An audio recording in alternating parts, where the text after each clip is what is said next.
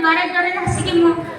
माने इष्टवृत्ति नवा समय आसी उपस्थित होता है किंतु अबोध मनीष से बुझी पारे ना से कौन करी थाए आम ठीक समय प्रॉपर टाइम रे हम इष्टवृत्ति न करी पूर्व जो नाम ध्यान तार जो शक्ति से ध्यान से नाम आ मनीष को कोठी नहीं पहुंचे जाए सेटा जे करी से उपलब्धि करी आ माँ अछंती मुख्य आमर परिचालिका माँ सन्मानिया माँ अछंती आ माँ माने अछंती जाऊ समस्त आज समस्त पाखे मुझे कृतज्ञता जनाऊँगी जे आज ये जगार आज उपस्थित हो पारि जहाँकि कहबार सुजोग ठाकुर देते विशेषकर सन्मानित श्रद्धा भाना भाई चंपकलता माँ आकंडारी ग्रामर समस्त सार्विक कल्याण निमंते प्रभु पदप्रांतरे अनंत कोटि प्रणाम जनाई ये मोर वक्तव्य सार कर जय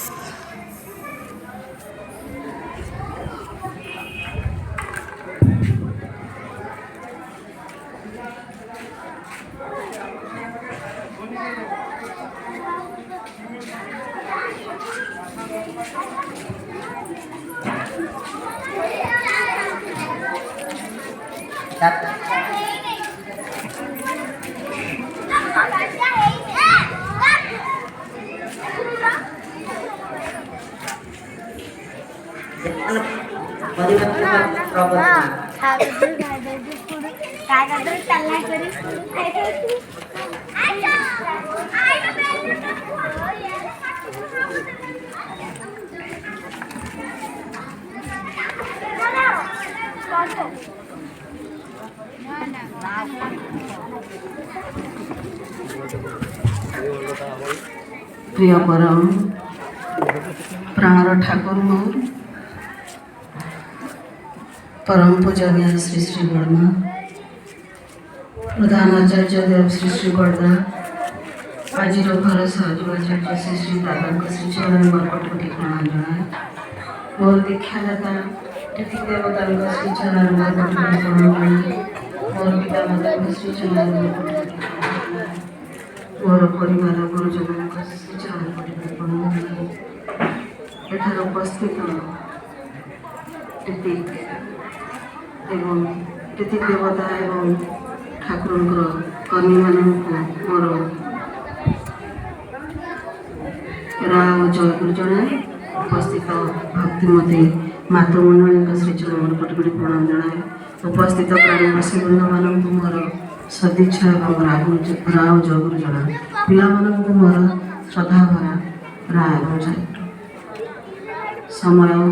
अतिबाहित खूब कम समय मत कहवाई आम मैंने तो ठीक समय सीमाबद्ध तेणु गोटे कथा कही रखे श्री श्री बाबादेव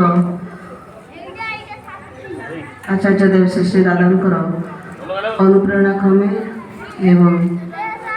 पूजनीय बाबादेव अनुरोध क्रमे आम मैंने जो डीपी कर्म डीपी वर्क मैंने जो आगे चलचे परम प्रेमय आम से सहाय हूँ एवं एथिरे अदृष्ट जो फलाफल को आम भोग कर सहाय हो ठाकुर इच्छा आम भितर परिपूर्ण हो एवं से जहाँ चाहती आम मान द्वारा करई नियंतु श्री श्री ठाकुर श्री चरण में कथा रखी मोर वक्तव्य आरंभ कर श्रद्धा सविता माँ कहीगले बहुत बड़ा कथा जो माँ आख्या ये गोटे दिन में पचारे आपण मानक माँ कहीं कह माँ जो अनेक प्रतिशब्द अच्छी जननी माता ये सब संबोधन न करी आपण कहीं माँ कहुए उपस्थित समस्ते नीरव रही एवं से ही यार उत्तर खोज कही माँ जी मापी पारे अर्थात जन्म दबा ठारू कि भ्रणटे अवस्था माँ जापारे बुझीपारे जे मो पिला केते मासर है कौन खाइब कौन पीब केते शोइब केते बढ़िब कौन करिब कौन न करिब एवं श्री ठाकुर कहले माँ पिलार ନିଜ ହାତରେ ସବୁ କରେ ବୋଲି ତା ପ୍ରତି କେବେ ଅଶ୍ରଦ୍ଧା ଆସେ ନାହିଁ ଏବଂ ତା ପ୍ରତି ଏତେ ଶ୍ରଦ୍ଧା। ଶ୍ରୀ ଶ୍ରୀ ଠାକୁର ବି କହିଛନ୍ତି ଯେ ପିଲା ଛୁଆର ସବୁ କର୍ମ ଯେମିତି ମାଆର ନଖ ଦର୍ପଣରେ ରହେ। ତେଣୁ ଏସବୁ ସମ୍ଭବ ଗୋଟେ ମାଆ ପାଇଁ। ଯେତେବେଳେ ମାଆଟିଏ ଉପଯୁକ୍ତ ମାଆଟିଏ ହୁଏ, ମାଆଟି କେମିତି ହେବ? ଯେପରି ମାଆ ଆଲୋଚନା ରଖୁଥିଲେ, ମାଆ ହେବା ପାଇଁ କୌଣସି ୟୁନିଭର୍ସିଟି ନାହିଁ, କିନ୍ତୁ ଏବେ ଦରକାର ପଡ଼ିଲାଣି ମାଆଟିଏ ହେବା ପାଇଁ ଗୋଟେ ସ୍ୱତନ୍ତ୍ର ଟ୍ରେନିଂ ଦରକାର। ମାଆଟିଏ ହେବାର ମାନସିକତା ଯେମିତି ଆମକୁ ଏଇ ଦୀକ୍ଷା ନହେଲେ ମାଆଟିଏ ହେବା ପାଇଁ କେବେ ବି ସମ୍ଭବ ନୁହେଁ। ମାଆ ହେବା ପୂର୍ବରୁ ସେ ଘରର ବଧୂ ହୋଇଥାଏ, ସ୍ୱାମୀର ସ୍ତ୍ରୀ ହୋଇଥାଏ ଏବଂ ପରିବାର ପରିଜନମାନଙ୍କର ଯଥାମାନ୍ୟ ସ୍ଥାନରେ ସେ ରହିଥାଏ। ଏହିସବୁ ବିଭିନ୍ନ ଭୂମିକା ତାକୁ ନିଭାଇବାକୁ ପଡ଼ିଥାଏ। ଏହି ମାଆଟିଏ ହେବା ପାଇଁ ତାକୁ ଅନେକ କସରତ କରିବାକୁ ପଡ଼ିଥାଏ। ନିଜକୁ ମାନସିକ ସ୍ତରରେ ପ୍ରସ୍ତୁତ କରିବା ସର୍ବଦା ଦରକାର। ମାଆଟିଏ ଯେ ପରିବାରର ମୁଖ୍ୟ ପରିଚାଳିକା ହେଉଛି ମାଆ। ମାଆ ଯାହା ଚାହେଁ, ଜଣେ ଜନନୀ ଯାହା ଚାହେଁ, ସେ ଘରର ପ୍ରତ୍ୟେକ ସଦସ୍ୟ ସେଇଭଳି ହୋଇ ଉଠିପାରିବେ। ତେଣୁ ତା'ର ଆନ୍ତରିକତା ଏବଂ ତା'ର ସେବା ସାହଚର୍ଯ୍ୟ ସର୍ବଦା ଖୋଲା ମନରେ ରହିବା ଦରକାର। ଆମମାନଙ୍କର ଏଇ ଯେଉଁ ସତ୍ସଙ୍ଗ ଗୋଟେ ବଡ଼ ପରିବାର, ସମସ୍ତେ ପ୍ରାୟ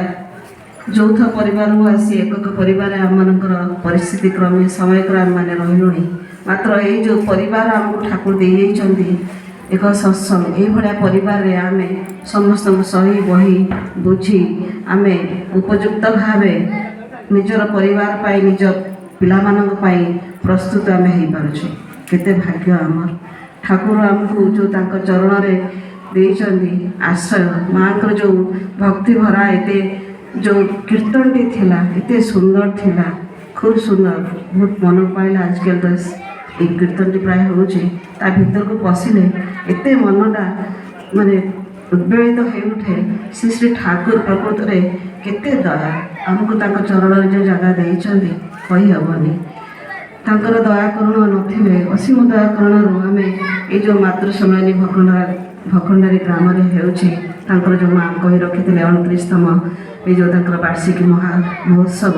ଏଥିରେ ଆମମାନେ ଯୋଗ ଦେବାର ସୁଯୋଗ ଜୁଟିନଥାନ୍ତା। ଯେଉଁମାନେ ମୋତେ ଏଠିକି ଆଣିବାର ସୁଯୋଗ ଦେଇଛନ୍ତି, ମୁଁ ସେମାନଙ୍କ ପାଇଁ ଶ୍ରୀ ଶ୍ରୀ ଠାକୁରଙ୍କ ଶ୍ରୀଚରଣରେ ମୋର କୋଟି କୋଟି ପ୍ରଣାମ ଜଣାଇ ତାଙ୍କ ପାଇଁ ମୋର କୃତଜ୍ଞତା ଅର୍ପଣ କରୁଛି। ଠାକୁର କହିଲେ ଏଇ ଯେଉଁ ମାଆଟିଏ ତାର କର୍ତ୍ତବ୍ୟ କେମିତି ହେବା ଦରକାର। ସକାଳ ଉଠି ଆମକୁ ସକାଳେ ଛୋଟବେଳେ ଗାଁମାନଙ୍କରେ ଘରମାନଙ୍କରେ ଯେଉଁ ପ୍ରକାର ବ୍ରାହ୍ମଣ ଘରମାନଙ୍କରେ ସାଧାରଣତଃ ଥାଏ, ମାଆମାନେ କହି ପିଲାମାନଙ୍କୁ ଟ୍ରେନିଂ ଦିଅନ୍ତି। ସକାଳୁ ଉଠିଲେ କହିବେ କରାଗ୍ରେ ବସତେ ଲକ୍ଷ୍ମୀ କର ମଧ୍ୟ ସରସ୍ୱତୀ, କରମୂଳେ ତୁ ଗୋବିନ୍ଦ କରାଗ୍ରେ, କରମୂଳେ ତୁ ଗୋବିନ୍ଦ କରାଗ୍ରେ ବସତେ ଲକ୍ଷ୍ମୀ କର ମଧ୍ୟ ସରସ୍ୱତୀ, କରମୂଳେ ତୁ ଗୋବିନ୍ଦ ପ୍ରଭାତେ କର ଦର୍ଶନ। ଏଇଟା ଯେଉଁ ଦିଆ ହେଉଥିଲା, ଏବେ ଠାକୁର ଶ୍ରୀ ଶ୍ରୀ ଠାକୁର ସେଇ କଥା କହିଦେଲେ। ଯେଉଁ ବୀଜ ମନ୍ତ୍ର ଦେଲେ ଆମକୁ ବ୍ରାହ୍ମ ମୁହୂର୍ତ୍ତର ଅର୍ଥଟା କ'ଣ? ଏଇ ବ୍ରାହ୍ମ ମୁହୂର୍ତ୍ତଟା ସୂର୍ଯ୍ୟୋଦୟର 96 ମିନିଟ୍ ପୂର୍ବରୁ ହୋଇଥାଏ। ବର୍ତ୍ତମାନ ମାସରେ ଆମର ସକାଳର ପ୍ରାର୍ଥନାଟା ହେଉଛି 5:55 ସକାଳ। ତେଣୁ ତା'ର 96 ମିନିଟ୍ ପୂର୍ବରୁ ମାନେ 4:16 14-16 ଭିତରେ ଏଠି ପଡ଼ିବ। ତେଣୁ ସେଇ ମୁହୂର୍ତ୍ତରୁ ଆମକୁ ଉଠିକି ଆମକୁ ଯଦି ଆମେ ଠାକୁରଙ୍କ ନାମ କରୁ, ମାନେ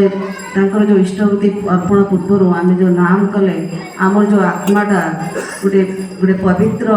ଆତ୍ମାରେ ପରିଣତ ହୁଏ ଏବଂ ସେଇ ଯେଉଁ ଅର୍ପଣଟା ପରମ ଦୟାଲ ଗ୍ରହଣ କରନ୍ତି। ବ୍ରାହ୍ମ ମୁହୂର୍ତ୍ତ, ଏଇ ଯେଉଁ ବ୍ରାହ୍ମ ମୁହୂର୍ତ୍ତରେ କୁହାଯାଏ ସର୍ବ ଦେବାଦେବୀ ସରସ୍ୱତୀ ବ୍ରହ୍ମା ସମସ୍ତେ ଏଇ ମୂର୍ତ୍ତିମଣ୍ଡଳକୁ ଓହ୍ଲାଇ ଆସନ୍ତି। ତେଣୁ ଆମକୁ ଏଇ ଯେଉଁ ବ୍ରାହ୍ମ ମୁହୂର୍ତ୍ତରୁ ଉଠିବା କଥାଟା କୁହାଗଲା, ଅର୍ଥାତ୍ ବୈଜ୍ଞାନିକ କ୍ଷେତ୍ରରେ ବି ବୁଝିନେବା, ଏଇ ବ୍ରାହ୍ମ ମୁହୂର୍ତ୍ତରୁ ଆମର ଏଇ ଯେଉଁ ପିନିଆଲ ଗ୍ରନ୍ଥି ଗୋଟେ ରହିଛି, ଆମର ବିଭିନ୍ନ ଗ୍ରନ୍ଥିମାନଙ୍କ ଦ୍ୱାରା ଆମର କାର୍ଯ୍ୟ ସବୁ ସମ୍ପାଦିତ ହୋଇଥାଏ। ତା ଦ୍ୱାରା ଯେଉଁ ହର୍ମୋନ୍ ଗୁଡ଼ିକ ଯେଉଁ ସିକ୍ରେସନ୍ ହୁଏ, ତା ଦ୍ୱାରା ମଧ୍ୟ ମଣିଷର ଭାବଧାରା ସହ ତା'ର କାର୍ଯ୍ୟ ମଧ୍ୟ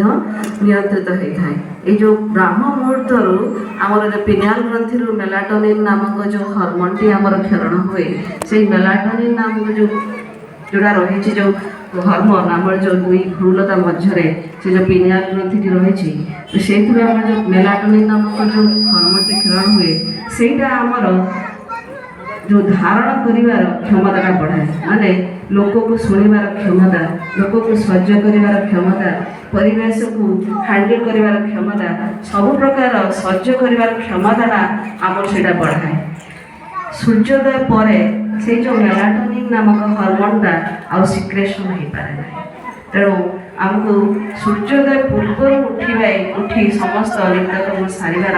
जो परंपराटी रही आमको कहुई बुझु न बुझु पढ़ गीता रुझु न रुझु खा पिता तेणु आम कौन से प्रकार वैज्ञानिक दिग प्रति एत सचेतन न दे गाँ गहली जो कथित कथाटी रही आम यदि भी पालन कर लाभ तेणु एवं जो जुग आसी सबुथ कारण खोज बसवा जोटा कि आमको इष्ट विपरीतमुखी करा इष्टमुखी न करे आम कारण खोज बस कारणमुखी मनटा सेटा सहज तेणु आम इष्ट को पाखे निजक समर्पी दे आम तर जो कथा रही आम कंटाई कंटाई पालन करी आम मन लाखी मनीष टी आम ठाकुर जो आमको जो एत प्रकार आम पाखे आशा रखी आमको से आम द्वारा से करई दिंतु एवं प्रभु समस्त घर को ठाकुर को जो इच्छा अच्छी every house is to be reformed every man is to be reconstructed तेणु यही जो कथा गुड़िक ठाकुर को जो इच्छा अच्छी तेणु से गुड़िक से आम मध्य करई दिंतु आमको असीम शक्ति धारण करातु एवं श्री श्री बड़मान आमको उत्तराधिकारी कर तुलु आमर इष्ट आमको मन रखी करूँ रही श्री श्री ठाकुर श्री चरण कोटि कोटि अनंत कोटि प्रणाम जनाई जय।